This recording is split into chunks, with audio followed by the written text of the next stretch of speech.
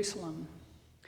In the days to come, the mountain of the Lord's house shall be established as the highest of the mountains and shall be raised above the hills. All the nations shall stream to it. Many people shall come and say, "Come, let us go up to the mountain of the Lord, to the house of the God of Jacob, that the Lord may teach us God's ways, and that we may walk in God's paths. For out of Zion shall go forth instruction, and the word of the Lord from Jerusalem.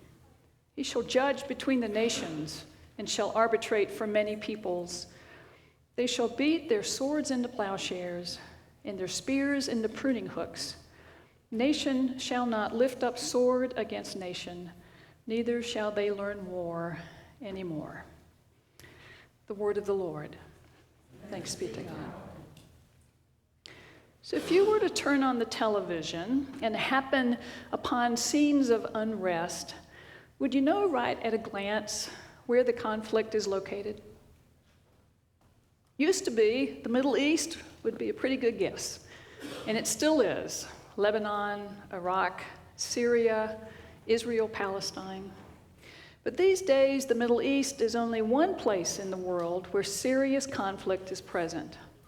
There's Colombia, Bolivia, Hong Kong, Afghanistan, the Philippines, Uganda, Ethiopia, Chile, Ukraine. There were knife attacks in London and the Netherlands just this weekend. 4 Ebola workers were killed in the Democratic Republic of Congo, and the Amazon continues to burn. And then there's the United States of America. Political tensions are running high. That's an understatement for you. Gun violence, homelessness, bullying, hunger, addiction. As Anne Murray used to sing, "Sure could use a little good news today." It is a really good time for Advent to appear on the calendar. We could use a ray of light in the midst of such thick darkness. The word Advent means coming. We wait with hope and eagerness for the coming of the Christ child. But isn't that kind of odd? How is it that each year, without fail, we wait for something that has already happened? As one preacher puts it, "I'm always a little confused in Advent. I yearn, I wait, I hope, I sing, O come, Emmanuel. But it was just 11 months ago that I sang, 'Joy to the world, the Lord is come.' Even as I pray my Advent prayers, I'm wearing a shirt I received as a gift last year for Christmas." It all rattles our rational left brain sensibilities. But that's nothing new when it comes to God. I imagine the left brain sensibilities of the ancient Israelites were equally rattled by the words of Isaiah. The prophet was writing some 750 years or so before Jesus was born in Bethlehem. The Israelites were exiles in Babylon. Everything back home in Jerusalem had been decimated. Nothing was as it should be.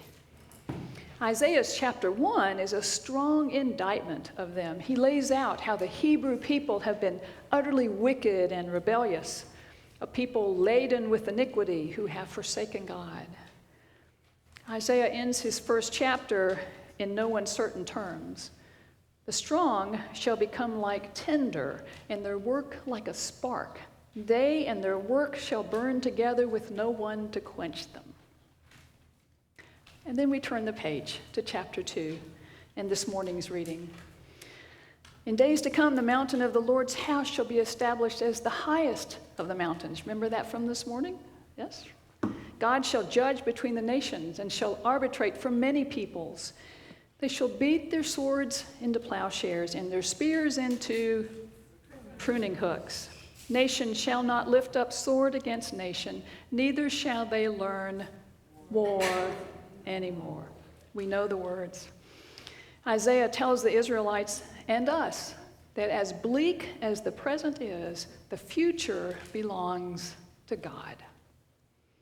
Having confidence in the future, it gives us hope in the present.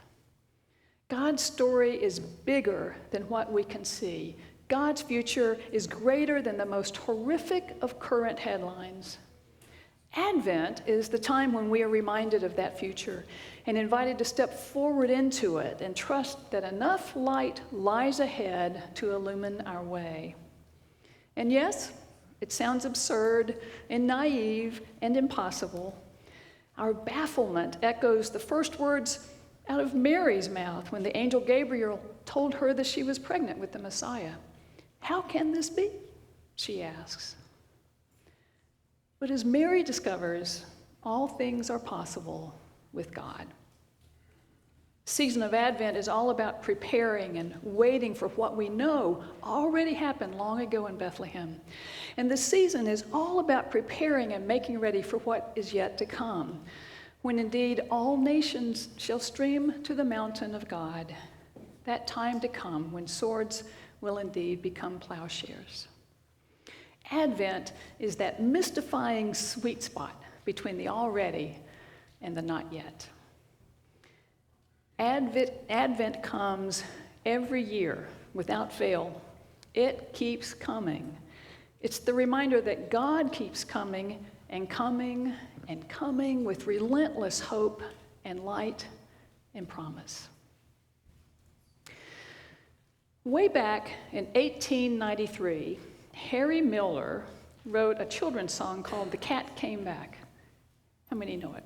Not many. Well, verses have been added and deleted through the decades, but the gist of it has remained the same. Regardless of what happens to get rid of the cat, it always comes back. So here's an adapted portion of the Muppets' take on this song. Little Betty had a cat they wouldn't let her keep, so she put him up for sale at a price she thought was cheap. She took him to a neighbor to ask him for advice. He said, "Leave the kitten here, he can help me with the mice." But the cat came back the very next day.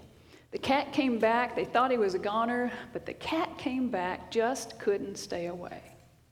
Then, Betty met a man who was driving way out west. He would take the cat along as a special honored guest.